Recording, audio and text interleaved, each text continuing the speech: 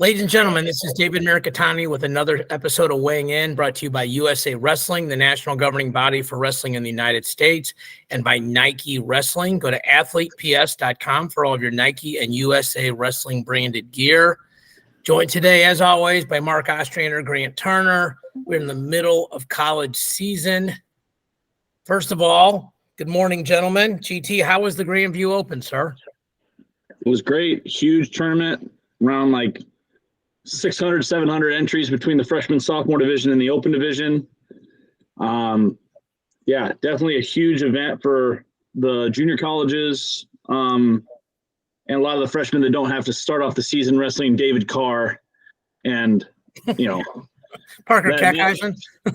Those are not two of your first collegiate matches ever. So it really helps out with separating out the freshman, sophomore division and the open division. Am I right, Mark, that your first college match was Kenny Monday? Yes. So my second collegiate match was Troy Letters. Jeez. And my second match, because it was more of a freestyle style scoring, you know, you got everybody's name, then you two. I ended up kid from Oregon State that got second that year at Nationals. He was my second match. That wasn't any funner than wrestling Kenny Monday. I don't see many of those very fun. All right. Well, thank God for freshman, sophomore divisions these days. And as junior college coaches, those were great for kids. You know, like you mentioned, you know, over 600-700 kids. I mean, the math is 20 brackets, 32 kids to a bracket. That's 640. You know, so I mean, you're talking about full-size brackets for both freshman, soph, and open. Obviously, you know, there's variance, probably more in the middle, but still awesome turnout. So glad you guys were able to pull that off. No doubt that you would. Let's get to the international side of things first. We are USA Wrestling. The Bill Farrell is this weekend, GT and Mark, November 17th and 18th. We're recording this a day early on the 15th. The entry list is on Flow Wrestling. Pretty much all you do is type in Bill Farrell entry list. Let's just talk about some names at certain weights. We'll start at men's 57. Spencer Lee, Nico Megaludis, Brandon Courtney, Daniel DeShazer. Those guys are in at 57. DeSanto, Jesse Mendez, who's in the middle of the season, Pat Lugo, Yaya Thomas, Mikhail McGee, Aiden Valencia, Caleb Larkin at 65, 74, Nolf, Berger, Marinelli, Kemmer, LaValle, Quincy Monday, Joe Seeley, the high school wrestler, 86, Max Dean, Dieringer, Mark Hall, Trent Hidley. So he's going back down, even though he looked really big at 197. Taylor Lujan, Labriola, Evan Wick, who I saw this weekend, Marcus Coleman, Connor Maricela, the high school kid, 97, Machiavello, Jacob Warner, Eric Schultz, Jonathan Aiello, Cole Marisola. And 285, Gwiz, Gas Tank Gary, Sam Schuyler, Trent Hilder. Mark, I think I know your answer. When you hear those names, what are one or two of them that are at the top of your list you want to see? Well, obviously I want to see what Spencer does, whether or not he's healthy and can compete through a whole tournament, because if he gets into the semis and drops out, I'd be tired of watching that. So hopefully he's healthy enough to get in. I know he just got to place top 4 for USA guys to qualify for the Olympic trials. So I think that's what a lot of these guys are going to do. So, and I don't think, David, you mentioned any international guys, did you, that have signed up? There aren't any on the list. Okay. So that's usually you get some really good international guys coming over too. So we'll see. Right. And we'll go to the Greco and the women's freestyle. GT, I want to make sure, just to do a caveat to what Mark said, it's the highest placing American in the top 4. So like if Mark takes first and you and I take second and third, only Mark qualifies out of this tournament, correct? I believe so. I haven't really looked at the Olympic qualifications stuff. I'm pretty sure that's right. So, you know, like if it's 2 Americans in the finals that haven't qualified, they're going to wrestle that match. So that's important. Anybody, before I start going through the Grecos, GT, anybody pop out to you? Or freestyle, women's freestyle? Yeah, I mean, like on the men's freestyle side, I mean, I think all of us, I think at USA Wrestling and basically in the United States are very eager to see Spencer wrestle. I mean, I think that's something that we haven't seen on the international scene for a while now, meaning international scene, meaning freestyle for him. So, I mean, I think that's something to definitely tune into just to, once again, as one of the best collegiate wrestlers transitioning over into the pro life. I think that'll be a really good one. I think also just, you know, some of these newer guys that are out of college, you know, Sam Schuyler, Warner, you know, Aiello's still in there, Hidley's still in there, like a lot of young and up and coming talent. So once again, based off of maybe even your favorite collegiate team, I definitely think you should tune in and follow, you know, one of your collegiate guys that was from your area. For sure. One of the things I'll say is I'm interested in seeing how some of these high school guys and current college guys like Jesse Mendez, you know, we saw him Friday night and it's obviously one match, but it doesn't look like he's too small, you know, for 141. He wrestled 65 kgs age level and made a world final. And this is the sort of next generation. Like we'll talk about where we were this weekend, but I got to go to the Mizzou Invite and do some commentary there. And, you know, like I got a chance to see Keegan up close and some things like that. We were lucky he was on our mat, I think, almost every round. So excited to see that. On the women's side, 50 kilos, Claire Bowie, Emily Shilson, Sage Mortimer, kind of the names that stick out there. 53, Marissa Gallegos, Lauren Mason, Ariana Velasqueza, Alicia Hauk. 57, Haley Corona, Alex Hedrick, Amanda Martinez, XMP. 62, Lexi Basham, Savannah Cosme. Then 68, Jackie Cataline, Alexander Glaudet, Mallory Velty. And 76, Elena McCoy, Skylar Grody, kind of the names that stick out there. I think, and then I'll go through the Greco. Alan Waters, who we saw this weekend, is going to Greco. Sammy Jones, Dalton Duffield, Billy Sullivan, all people we've seen at the national level. Paxton Crease. 67, Joel Adams, who's at Michigan. Robert Perez, Justice Scott. I'm going to stop reading all these names. People can go there. I think the really important thing is they're only wrestling the Olympic weights. So just people need to understand that, like, because it's an Olympic qualifier, or Olympic trials qualifier. So in essence, a part of the Olympic qualifying process. But again, a lot of wrestling this weekend. But if you're a freestyle Greco women's freestyle person, it's something you definitely need to check out. So the second article is what's going to happen with UWW approving new format for 2024 Olympic qualifiers. This article is on themap.com. I'm just going to summarize this. All 5 Paris Olympic qualifiers next year will have 4 seeds in each weight class and no gold medal bouts. That is specifically the Pan Ams, African and Oceania, Europeans, and the Asian, and then the World Olympic Qualifier, which we pretty much call the last chance tournament. Okay, so 2 things to take away there. We'll work backwards. No finals.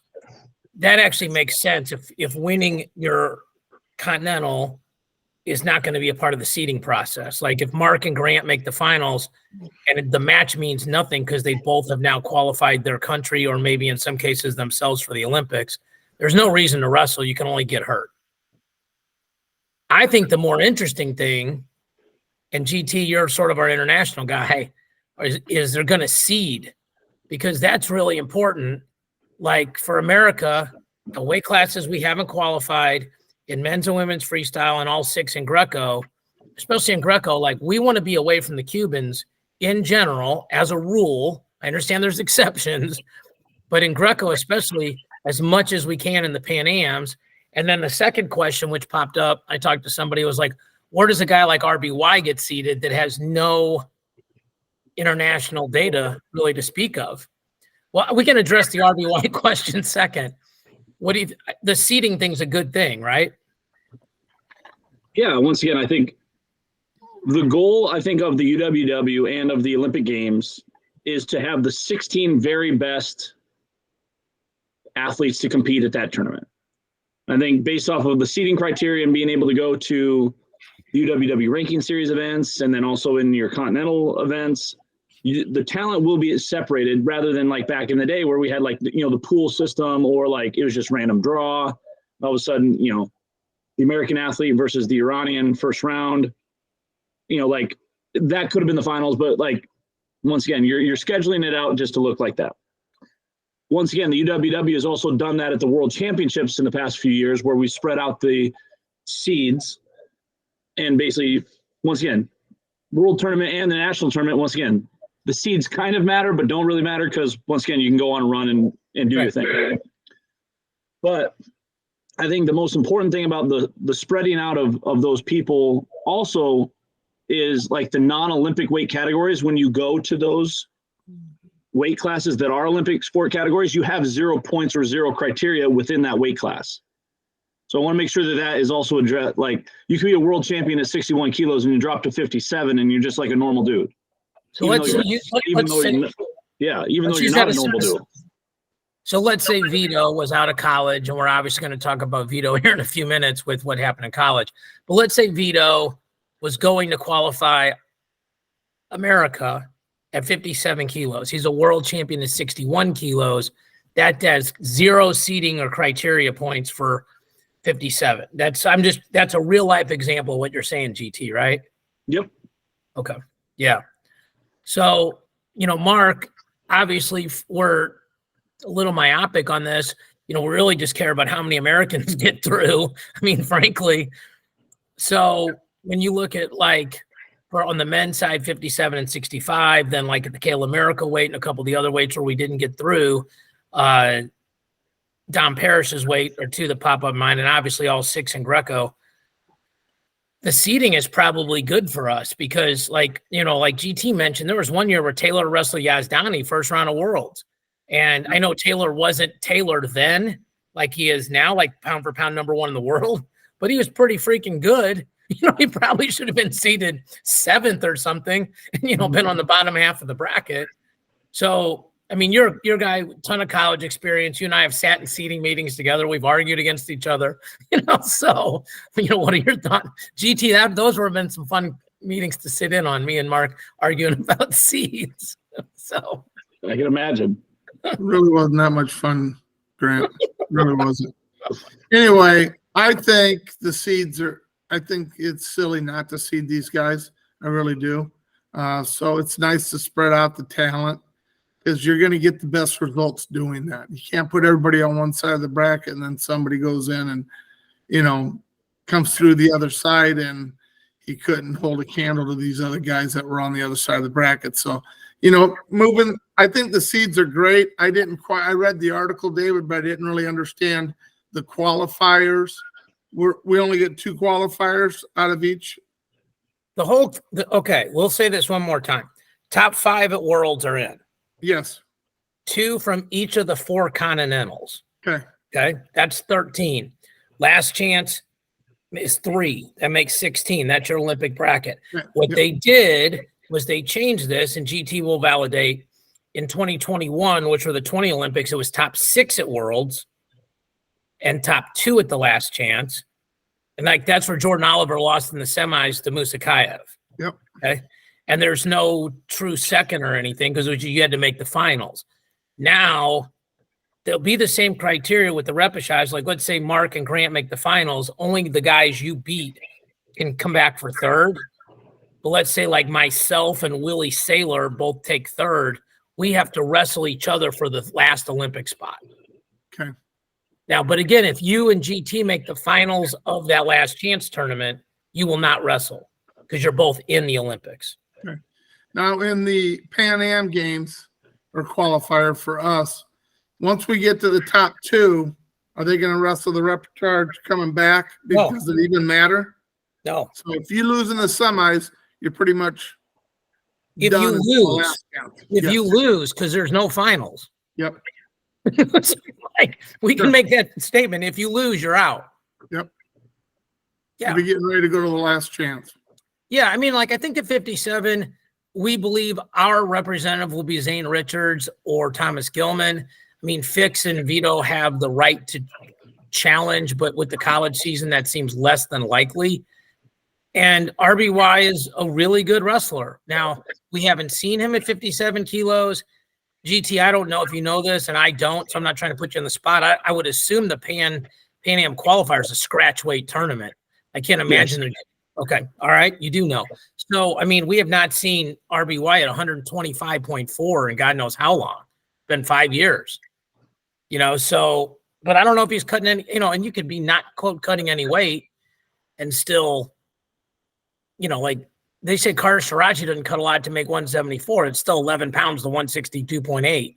Yep. So, but I mean, I think like if you're an American fan, you want to just be on the opposite side of RBY. You feel like Zane or Gilman can probably beat almost everybody else down there. Again, that's a blanket sentence. So anyway, we'll keep it moving. We talked off air about this.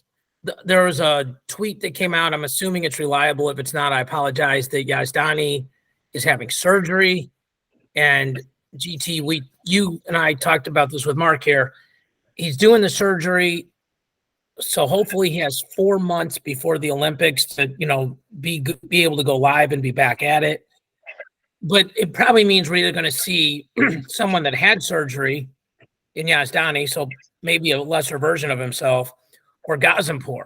Now, recently, Taylor's kind of pulled away from Yazdani. It doesn't feel like it's as much of a rivalry as it was in the beginning.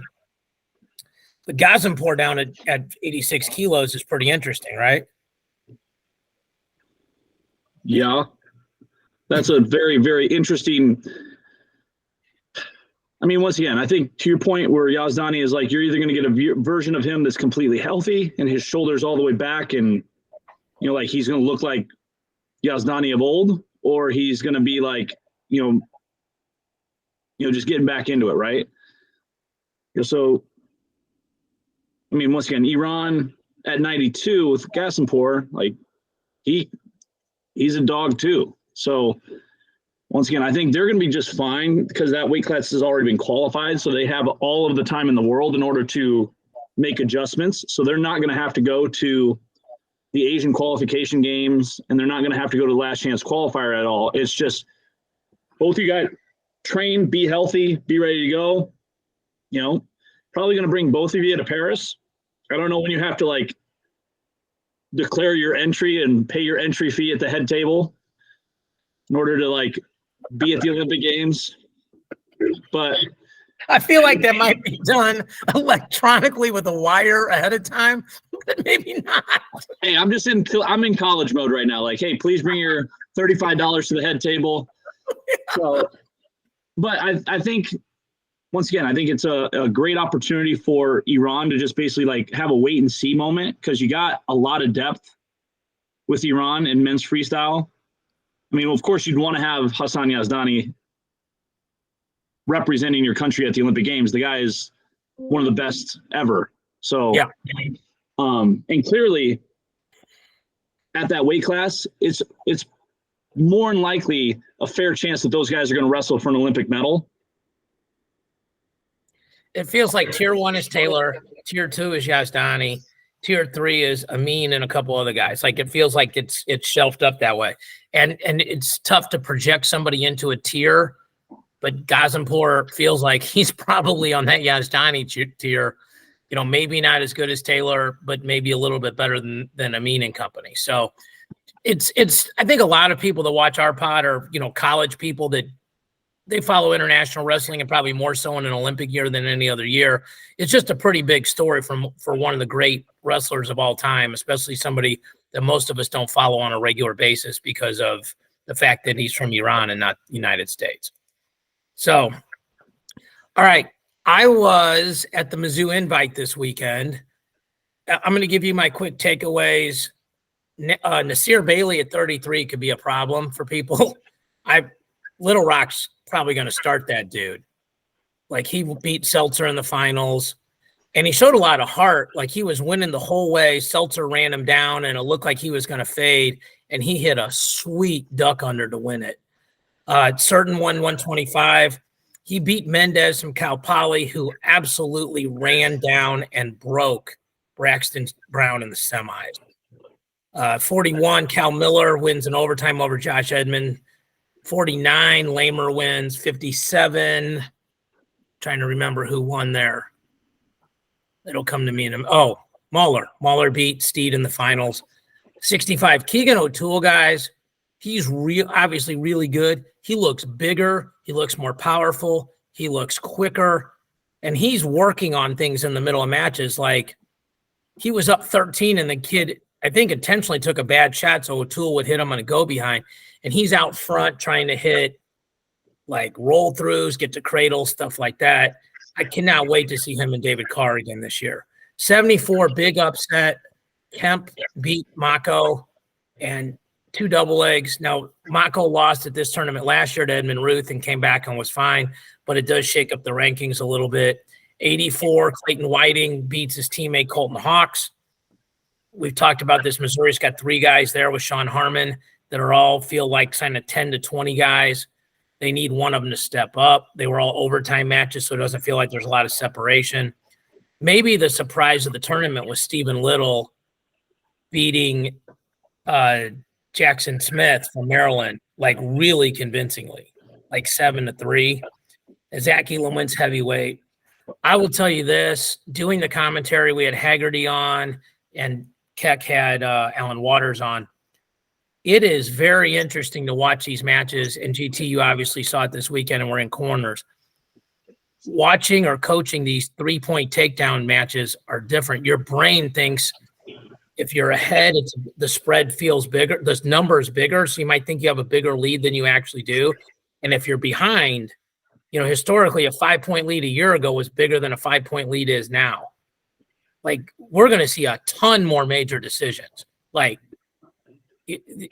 Mark and I used to pick matches and set point spreads, and I don't even know if I could do it right now because you got to, so much of these point spreads are different.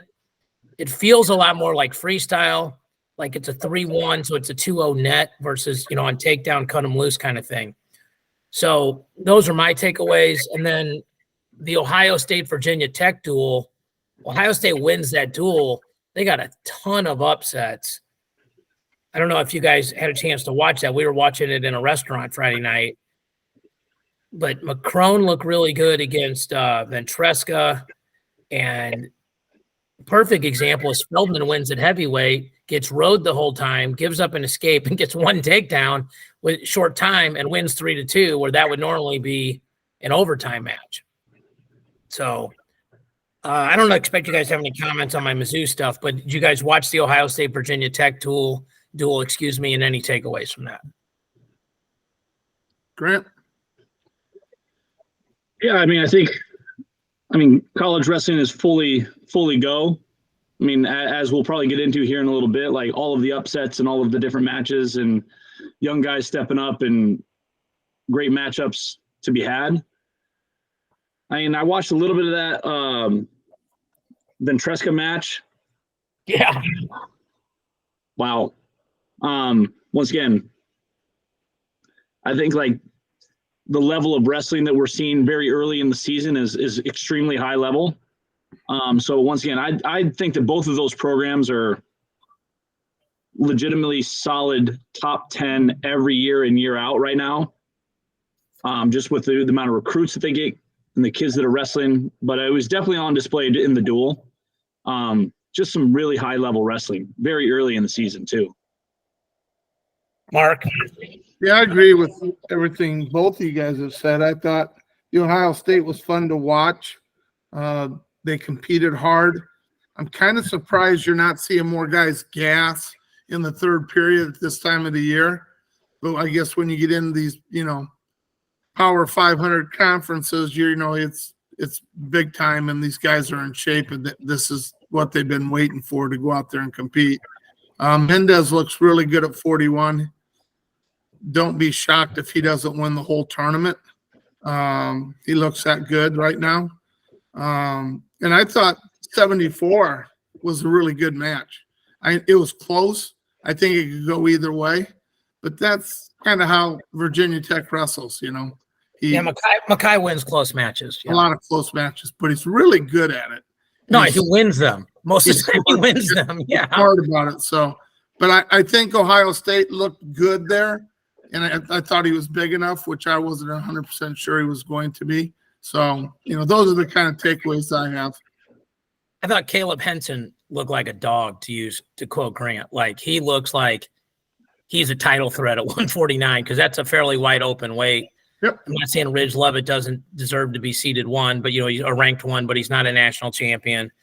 There's some other dudes there, Parco and those kind of guys, but he's really good, Van Ness.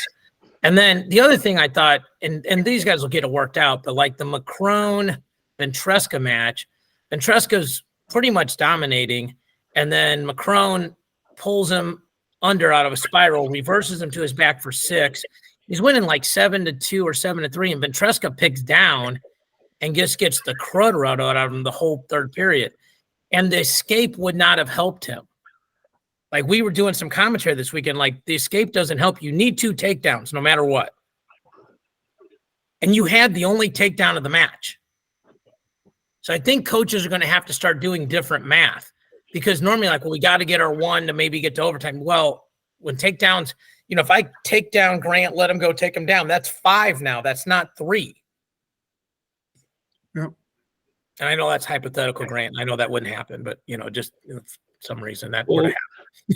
First and foremost, if anybody in the world has ever met me, they understand how much I dislike math. Well, that's why I'm on the show. Right. So math is like one of the pretty much axes of evil for me, and I have never really done very well with math.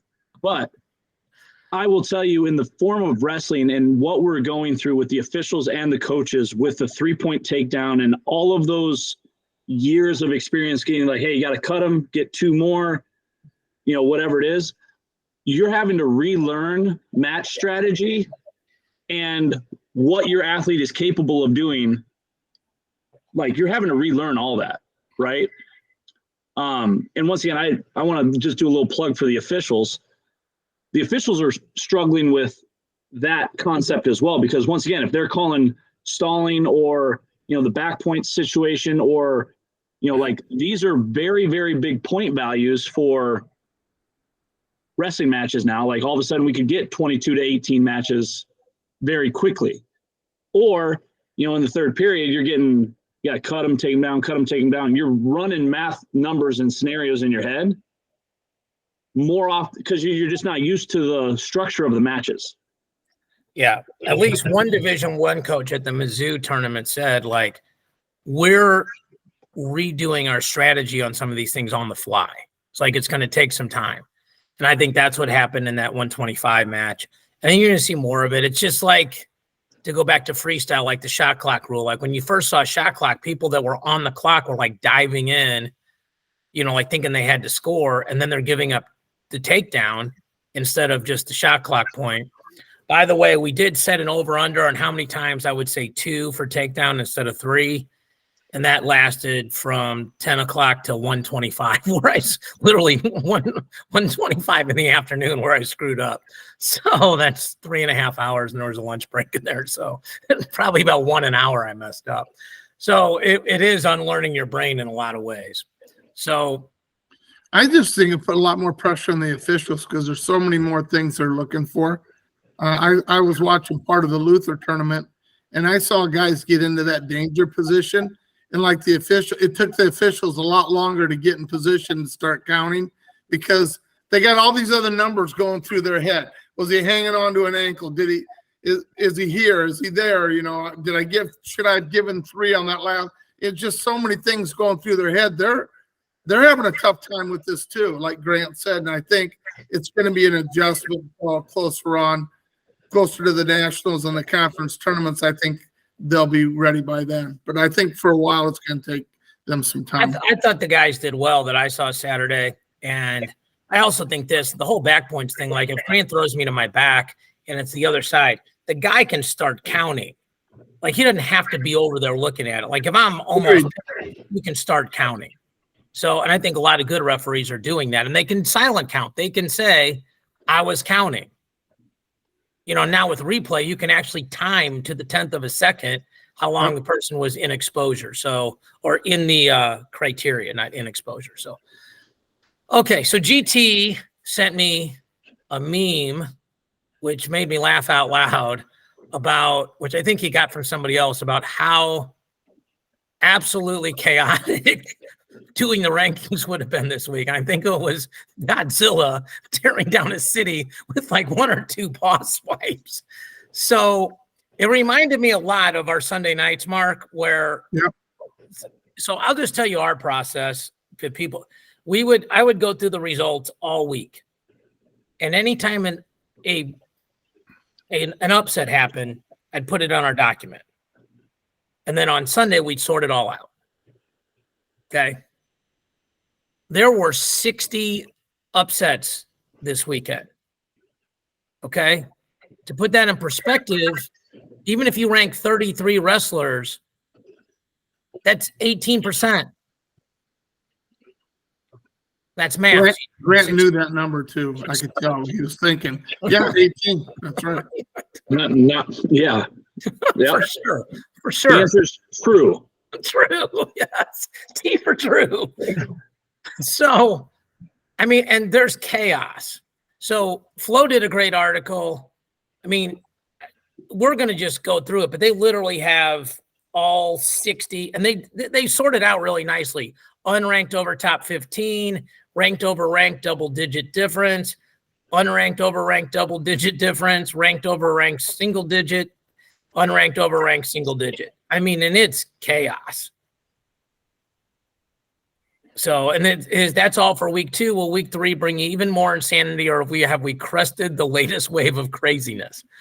So it's bonkers. I think what I want to start out with is 133. Okay. Because this is a very philosophical question.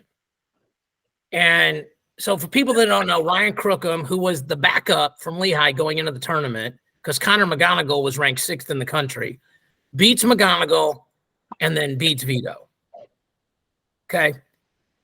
If you saw the match, he won for sure. No bad calls.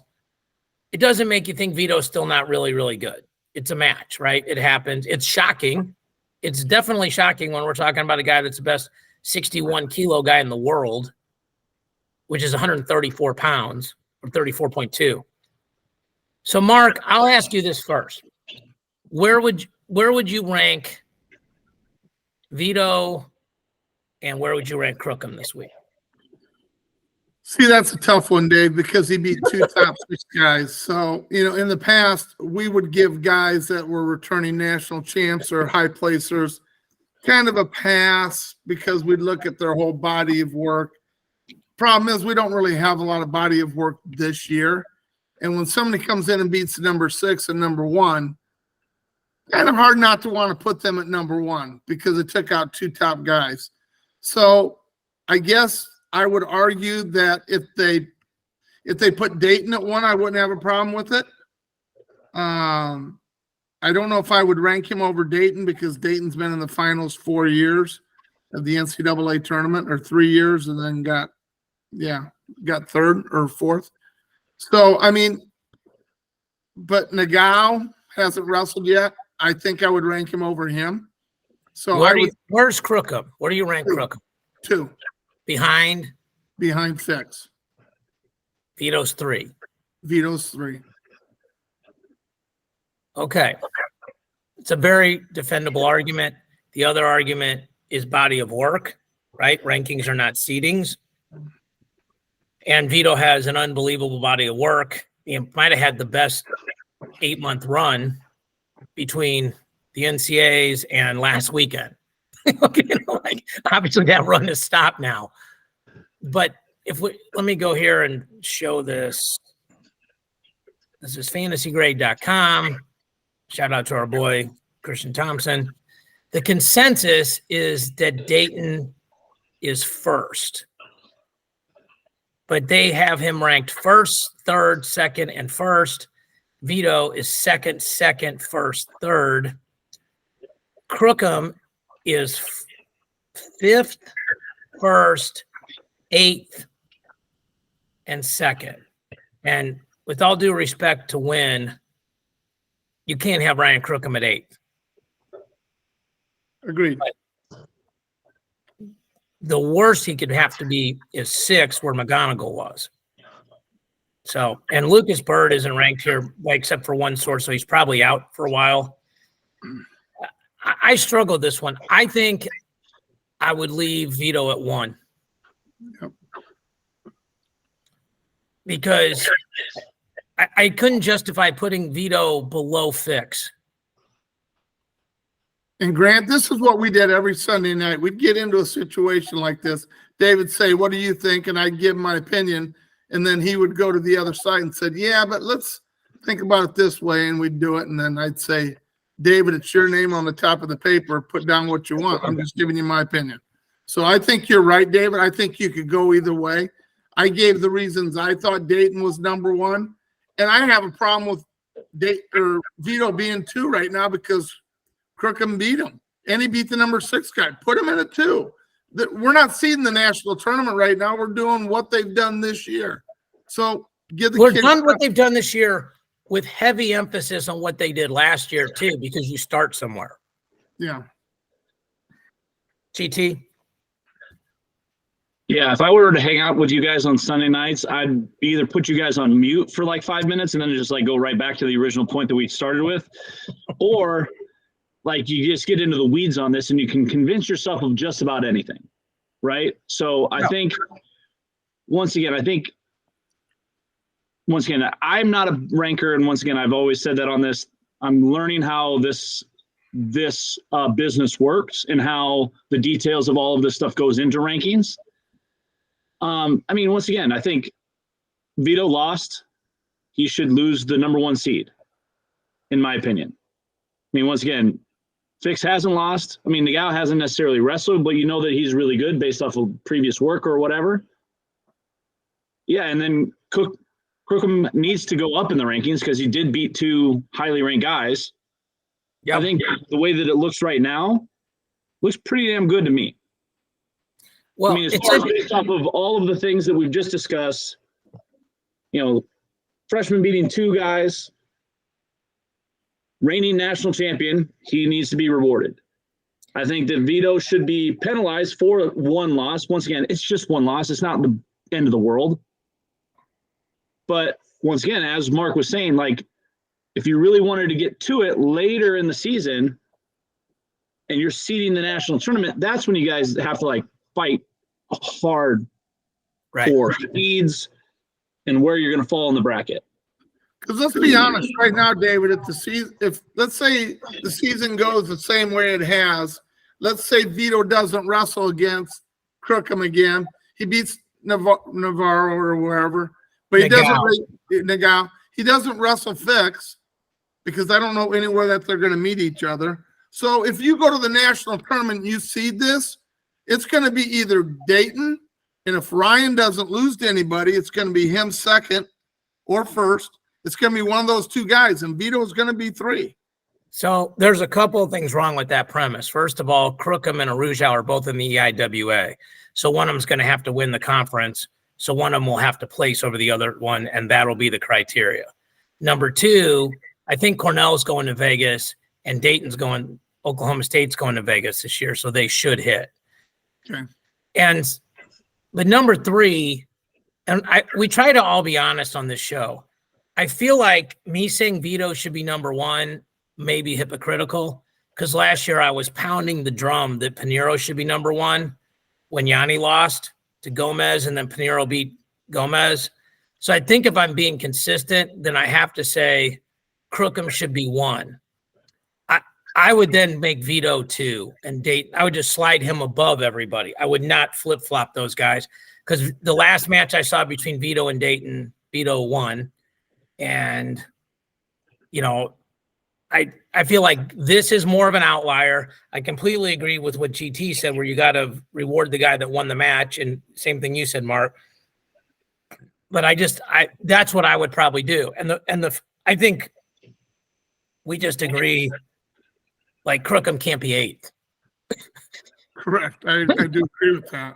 You know, and I think the only thing that really changes is the math. Like if they bump him, he would go above Nagao. Like he would be on he would go from 4 to 3. Yeah. Now, probably the most important part of all this is A, we're not seeding the tournament, and B, like 90% of the season is still left over. So a lot of this is going to get sorted out. Yep. But I saw a bunch of stuff this morning, like, well, people are just trying to get clicks. I don't think so. I mean, when we did them at track and GT, your point is well taken about maybe wanting to mute us. And I know you mean that, half jokingly, half serious. And it's not offended. Like we would get in the weeds. But the reason why we got in the weeds is we actually took it seriously and we wanted them to be right, which I know you know. So I think for the most part, everybody's doing these rankings are trying to do their best. Now, people, my best might not be as good as somebody else's best. And you can fall asleep at the wheel and miss somebody, which I think is frankly just what happened with Crookham. I think they missed that result. I don't know how they missed that result, but they had to have missed it for him to be at 8th. Because Sam Latona has lost to Gabe Wisenhunt. You cannot have Sam Latona above Crookham. There's no scenario where that's even possible. So, you'd have to have him at least 4.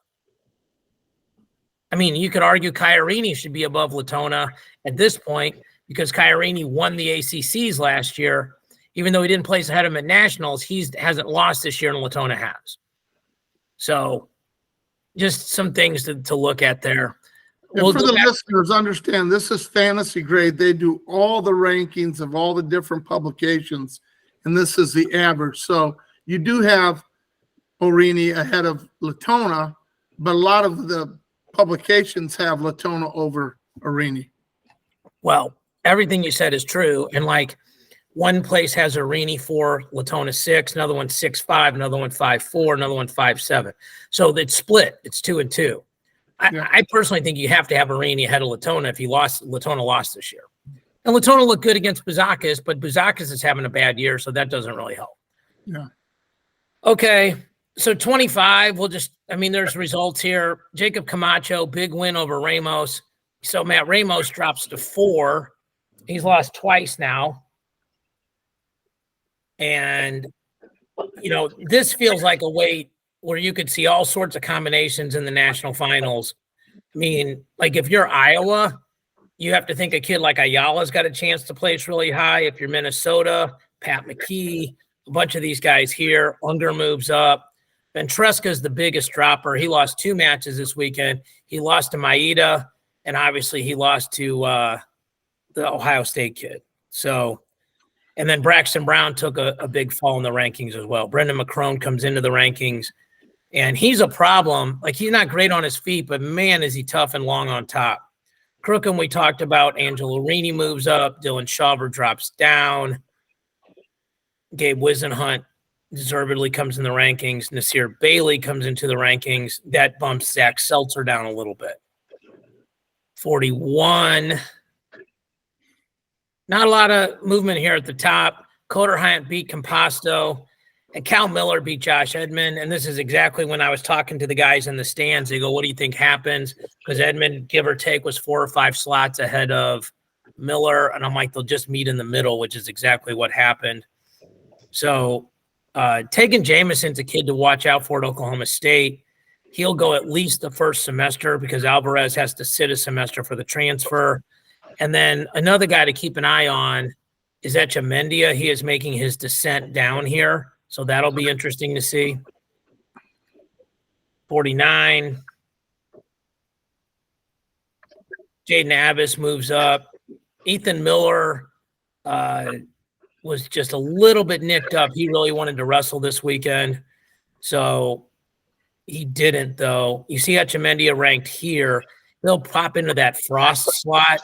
And then, next weekend, which we're going to talk about, he's going to wrestle Real Woods, which is a fascinating matchup. Willie McDougall took 3 losses over the weekend, so he drops considerably. It's maybe a little surprising he didn't drop more. And then Missouri will have Logan Geoffrey here. So this was, by the way, Kyle Dutton looked really good at this weight, and then it looked like a bad knee injury in the semis there, so not good for him or Little Rock. 57, Ed Scott lost in overtime, so he drops a few slots. Joey Blaze, who beat Ed Scott, moves up. Mandy Bianchi, who wrestled really well at the Mizzou tournament, moves up. Jalen Harper looks like he's going to be the guy for Oklahoma State. Michael North lost to Bianchi, who lost a lamer. So that's why they're stacked the way they are. 65. Not a lot of movement at the top. So Mitchell Messenbrink comes in here, guys. He wrestled attached at the Journeyman. A lot of complaints about the Journeyman, by the way, about A, trying to follow the brackets, which are difficult, and B, who people wrestled. I will just say this, as a person that runs events, GT, I talk to you about this a lot, that you, Mark, you not as much. Do not blame Frank Popolizio, okay? Frank and I are friends. He would love for all the best guys to wrestle at his event. It would make his event bigger. More people would watch it. He could probably get more of a rights fee to stream it. These coaches say, we're showing up and we want to be in these pools, and if you don't put us in these pools, we're not going to wrestle. So, if you want to get mad at the coaches, but don't get mad at Frank, okay? So I was wrong here because in my guesses, I had Messenbrink at 57, Levi Haynes at 65. Hopefully at the end of the year, you guys will just let me switch the names and I get credit for the schools, but we'll see. See how charitable Mark's being at the end of the year about chicken wings. But Messenbrink looks like he's going to be the guy at 65, and Nico Ruiz wrestled him really, really good. Messenbrink won. So Arizona State will have an interesting decision because I think if you have a true freshman, if you don't think he can make the podium, you may hold him unless you think that 2 or 3 points are going to make the difference in a team trophy. You see Facundo's name here at 11, so his name would pop out, so everybody literally would slide up a spot because they have 2 kids from the same school there. GT, you were probably wrestling. So Mark, did you watch any of Messenbrink's matches this weekend? I did, and he wrestles. He's got some stuff to learn yet. I mean, he's really good on his feet, a lot of action. He's a hammer, but the transitions from bottom to top and top when he's just riding gets out of position a little bit because he's a better freestyler than he is a collegiate style wrestler right now. So I'm going to kind of wait and see how it all pans out. I thought he would make a push at those top 2 guys, but I don't think that's going to happen this year. Maybe next year. Who knows? Well, maybe we say we don't think it's going to happen this month. I mean, it's his first college meet. Like, there's a lot of room for growth there, but for sure. Yep. All right, 74.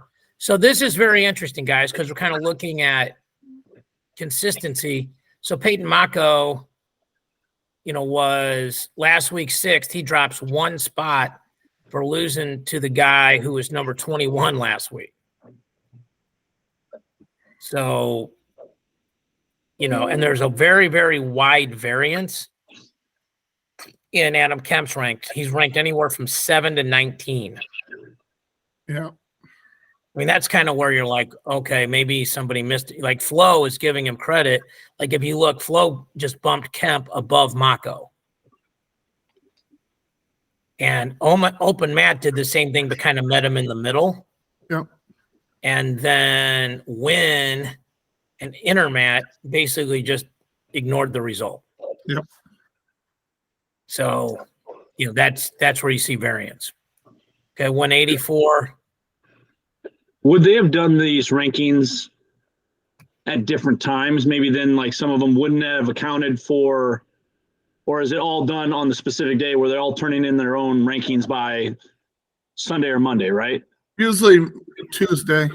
No, usually it's Sunday or Monday because, like, when we did them, they wanted all the SIDs want them like on Monday or Tuesday morning. But I think the real question you're asking, GT, is it is consistent. It's relatively uniform. It's a window.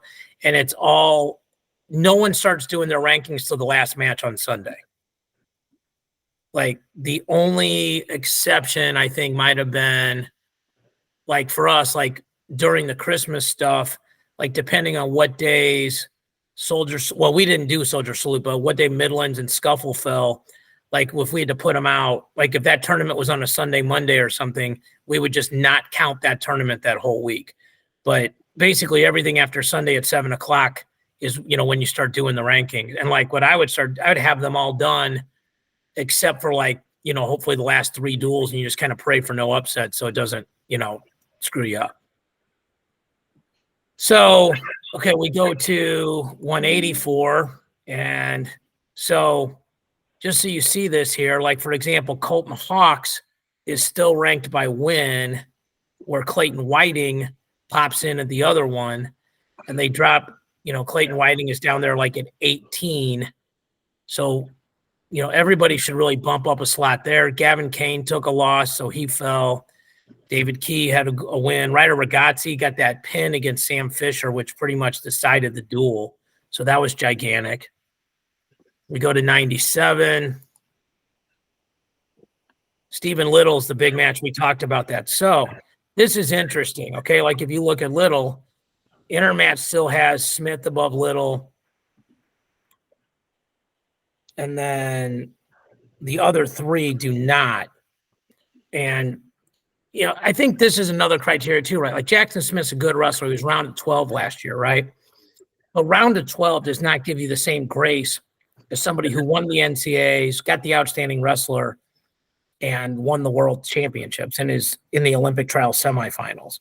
So, like, I would have Stephen Little over Jackson Smith, and I think you would too, right, Mark? Yep. So that's not saying we're right. It's just what we would do. 285. Bastida looks like he's going to be a factor. A bunch of guys moved up here. Dayton Pitzer took a loss, so he falls a little bit. Trefan lost. Luis Fernandez took a loss. Feldman moves up after beating Hunter Katka. So kind of some things there. I think the big changes are in the team score. So last week, pretty much everybody had all the Iowa guys in, and now they're out. So now if you look at these team scores, you look at second through 9th, it's really close. So if you're not looking at this, I'll say this out loud. This is the average team ranks from Intermat, Flow, and Win. Penn State 147.1. And then you got Mizzou 65.3, Nebraska 63, Cornell 61.9, Michigan 61.5, North Carolina State 59.10.1, Iowa 58.4, Arizona State 54.6, Virginia Tech 54. That's like 1 6th place guy not placing difference, or one guy that's not, like round of 12 taking 6th from top to bottom there. And then there's a 10-point fall down or drop to like Oklahoma State and Iowa State, et cetera. So it's big. I have on very, very solid authority that we're going to see AJ Ferrari second semester at Iowa, and he would probably come in at like 2nd or 3rd in the rankings, which would bump Iowa up to 2nd again. But Marco, you and I would, and just so people know, you don't do team rankings. You just rank all 10 weights, and then we do Grant's favorite subject, which is math, and add all those up and figure out who's got how many points. So, Mark, when you look at this, like, what do you think? I think it's interesting. I don't think I had Missouri in the top 5 when I made my picks, but, they are where they are right now. So I think I had Nebraska, Cornell, and Iowa, and I think that's still probably pretty realistic. But if you told me, David, that if you put a number on Penn State, and because Iowa's a big gambling state, over under, they win nationals by 65 points, what would you take? So if I take Penn State, I have to give you 65 points for whoever. You got to give the second place team 65 points. And you get whoever the second place team is, right? Like, you don't have to guess who they are. That's right. Well, okay, I'm going to add Iowa there and give them another 16, which is 74.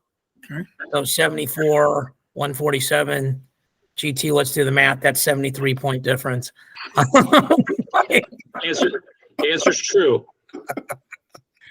This is ridiculous saying somebody's going to win by 65 points, put the over and under at 65. No, I Right think I now, would with take. good depth- I think I'd take Penn State and lay the 65. Yeah, and I'm not so sure I wouldn't either. They're just that much better than everybody else. Now, Well- obviously, injuries are going to make a difference this year, and things are going to happen. This is not going to be like this all year long, but right now, I don't think I've ever seen such a gap between one and the rest of the field ever. Do any of us know off the top of our head what the record is for team points? Was it like Iowa 1 year with 170? Does that sound right? I thought it was 158 or 159. I'm going to look it up, see if we can figure it out for next week. GT, when you look at this, what do you think? Well, I think the biggest and glaring thing that I see from the team rankings is just the gap between Penn State and the field, because it's just like almost absurd numbers, right? You got all of these teams from basically 2 to, let's call it 15. One dude making finals, or one dude getting third, or one dude that like makes a run, like kind of how Air Force did last year. All of a sudden, you're extremely relevant in the team race. Right. You take away a guy that was a national finalist, and all of a sudden he gets knocked off or like injured at the national tournament. That's a huge gap. That's a huge gap within the team race. It's a huge gap within like just your own team scoring. It's just pretty apparent that like what Penn State has within its own coffers with freshman people. Also, just once again, I wanted to bring this up earlier. We're still having the effects of the COVID eligibility for athletes right now. Yes.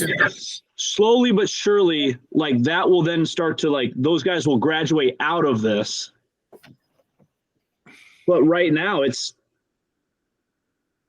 once again, you're getting transfers, you're getting people to stay around. You got people that have come back, like Carter Strachey could have gone, but he's back. Right. He could come back next year also too, Grant. Yeah. Right. So you're seeing it'll level itself out here shortly as COVID kind of dissipates and all of those COVID years are done. But I think when we were talking about that earlier, I just looked it up on wrestling stats. In 1997, Iowa had 5 champs and 170 points. Yes, I looked it up too, and then see 170 on the dot, which I called. Let's go. Let's go, Mark. Wow. I got that right. David, what is this? I don't understand. What is this? That's middle-age flex, baby. Oh, the middle-age flex. Okay. Might want to pick up the rear of your arm. You're gonna pick up what? Nothing. So I was looking at Grant, and he's just kind of amazed by how strong you look there. oh yeah. No, by the way, this is my one tool for math right here. Solar-powered calculator, that a boy. You betcha. Here's the thing. Does Penn State go for the record this year? Is that why they're taking Messenbrink and not wrestling Facundo? Because they want to try to break the record? If I was Cal, I would be going for the record this year. So let's make sure people understand that 170 is the record, and this is, call it 147. Just so people understand, that doesn't count bonus. Okay, like when these projections can only placing points. Yep. Okay, so what they would need is 23 and a half bonus points. So they need 12 pins, some version of 12 pins. I think, and once again, watching Penn State over the years, and this is not just because we're in a really good time for Penn State wrestling.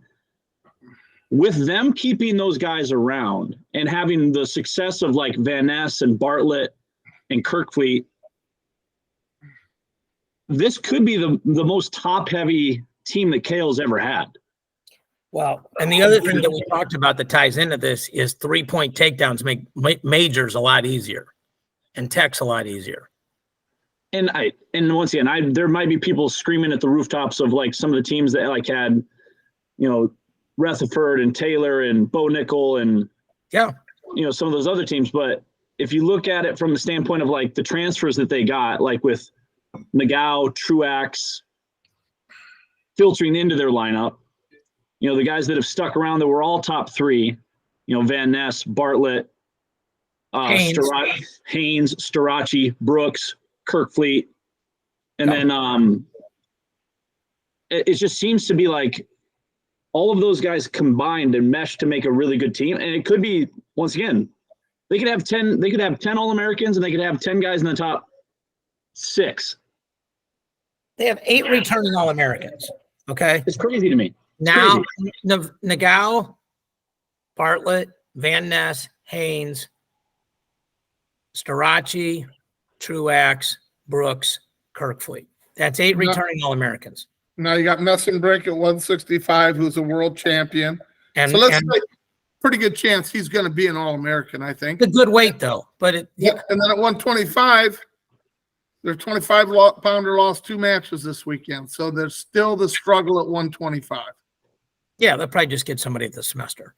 But hey, I don't know. Like, what is Ray Higuchi doing? Like, we'll just bring him over from Japan and make a super team. Yeah. Like, I mean, right. Yeah, no, we'll just go grab, I don't know, somebody crazy. Ugiev. Yeah, I'm sure he has eligibility left. Yeah. Yeah. All right. So that's probably a conversation that we will have again. Last thing to talk about is just what's on the schedule this weekend. Bunch of dual meets. I think the dual meet that might have the most guys hitting that are ranked is Virginia Tech, Rutgers. Rutgers really only has Dean Peterson ranked in the top, like super high. Like if you look at, I can go to their team real quick.